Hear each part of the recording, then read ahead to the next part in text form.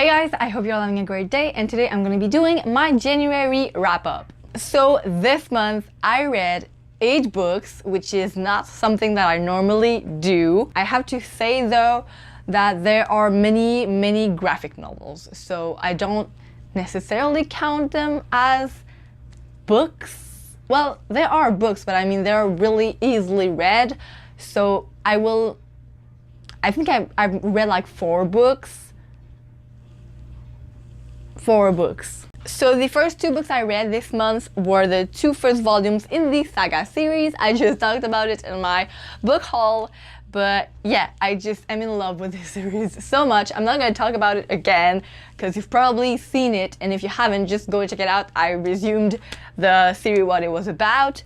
In the first one, I really love the graphics, and we get to meet all of the characters. That was really interesting. You get to meet all of the antagonists and the protagonists, so you get to meet the people who want to kill them, but you also get to meet them. So that was really interesting because you get to see that they are not all bad. It's not because that they want to kill them that they're bad people. They're just doing their job sometimes. Other times they don't have a choice. So that was really interesting. And then the second one, it's a bit more violent because they get caught. So they have to fight for their lives. Just as we see in the picture, he's covered in blood. So that's interesting. And I gave both these volumes 4 out of 5 stars. The next book that I read in January was Fahrenheit 451 by Ray Bradbury. Oh, I forgot to say the author of this Saga volume. I'm so sorry. It was by Brian K. Vaughan and Fiona Staples. I'm so sorry. So I read this book after reading the 2 first volumes of Saga, and I enjoyed it. It was really great. But I had some issues with it. The book is divided into 3 parts, and the first part was so slow I almost stopped reading it, but I was like, it's a classic. I cannot not read it, because it would be stupid to not read a classic book until the end, right? So I read it, and it was fine. I'm not like super amazed by it. I think that the hype for this book was like really too high for me. I was expecting like some really mind-blowing stuff happening, and it didn't really happen. Not like 1984 or Animal Farm by George Orwell. This one I thought would be kind of the same ending, super oh my god shit happening everywhere, but it didn't really, so it was... Anyways, I'm gonna talk about it more in a review, because I will do a review soon in February, I guess. I gave this book 3 out of 5 stars, but on Goodreads I gave it a 4 because I didn't think it deserved a 3. Yeah. After reading Fahrenheit 451, I read Project Perfecto by Serge Lamotte. So this is like the tiniest book I have ever seen in my entire life. It has like 40 pages, I think. 26 pages. This tiny thing, I'm so disappointed by it. I gave it like a 2 stars. I gave it 2 stars. The concept was so interesting, so interesting, but the way it was written was very disappointing. And yeah, this was in French, by the way, so don't bother. Anyways, it's about this world in the future where you can't print books anymore because there are no paper left, because all the trees are gone. And so the organizations of United Nations, I don't know, they decide to make a unique book every year. So they decide to only print 1 book every year, 1 different book every year. So all of the authors of the world can send their digital copy of the book, and there are like judges, I believe, who choose which book can be printed out. And there are limited copies of the book printed out, and yada. So it's really interesting because it's gonna happen at some point. Like, we are not gonna be able to print books until the end of time, that's for sure. But the way it was written was so weird. It was like in an asylum, and the guy was talking about someone on the TV. You get to learn about the concept of the story, but it's such a weird setting that I really didn't get why he was in asylum. it was weird. I think that the person was an author that wasn't chosen at some point to have his book published. I don't know. Next book I read, the third volume in the Giant Days series. So I really love this one. I really don't know the names. I'm a stupid person. But this girl, she has a complicated relationship with a boy. That's him, the boy. Cause one of them asked the other out a long time ago, and the other said just said no. And so they're like in constant, not a fight, but they're just like not seeing each other really. So in this one we get to see a lot more of their relationship, which was really, really interesting. We get to see Esther, which is her, being high on not sleeping. I don't know if it's a thing, but like she was so not sleeping because of studying that she just became numb and just like she wasn't okay. It is, yeah. And I gave this book 4 out of 5 stars.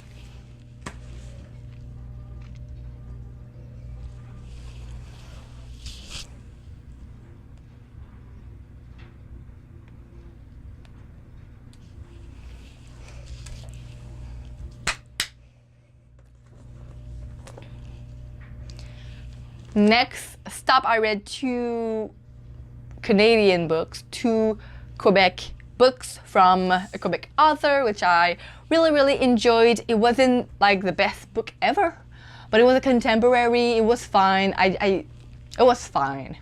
I read Lèche Vitrine and Maxime by Sarah Maud Beauchesne, and these 2 books are a continuation of one of the first books, which I don't remember the name. Cœur de Slush. And so it's all about this same girl who is named Billy, and she's having some trouble with her love life, and it's just really, really funny. In the 2 books she meets 2 different persons. In this one I think she makes really poor decisions with herself. In this one,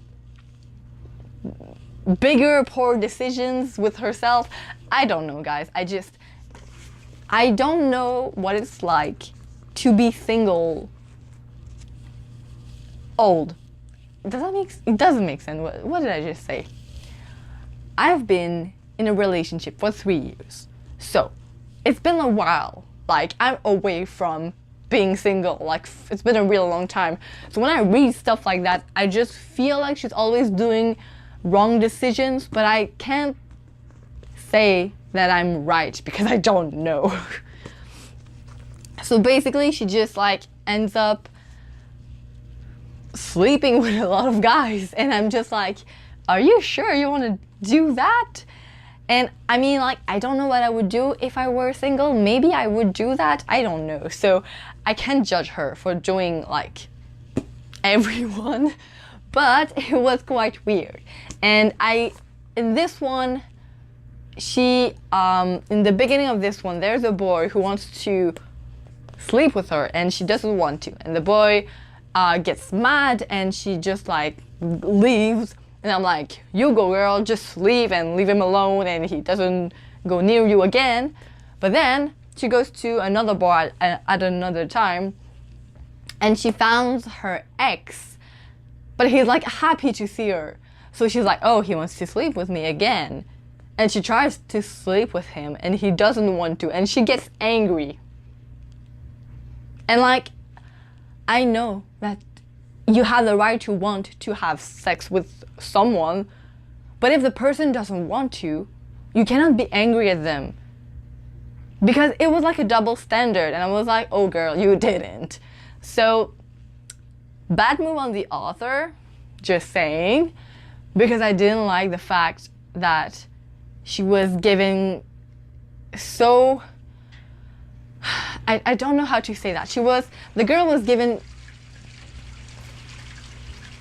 Hello?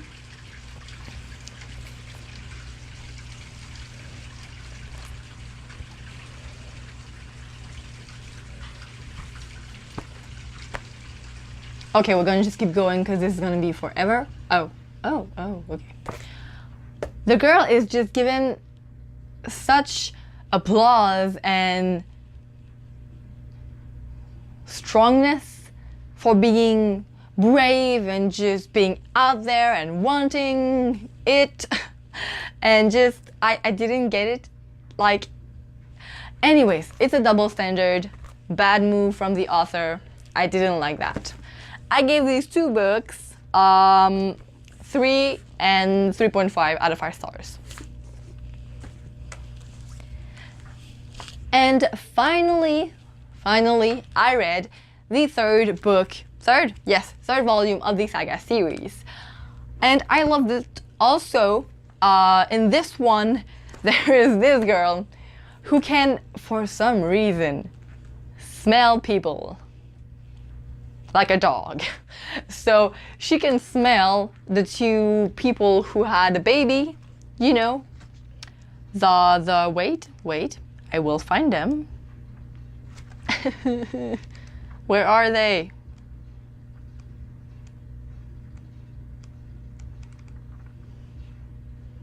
What's happening? Why aren't they there? Oh, wait.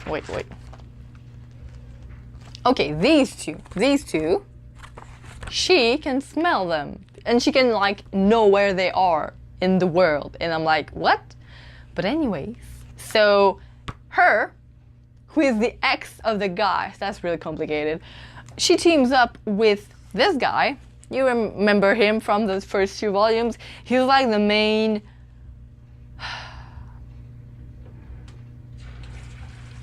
seeker.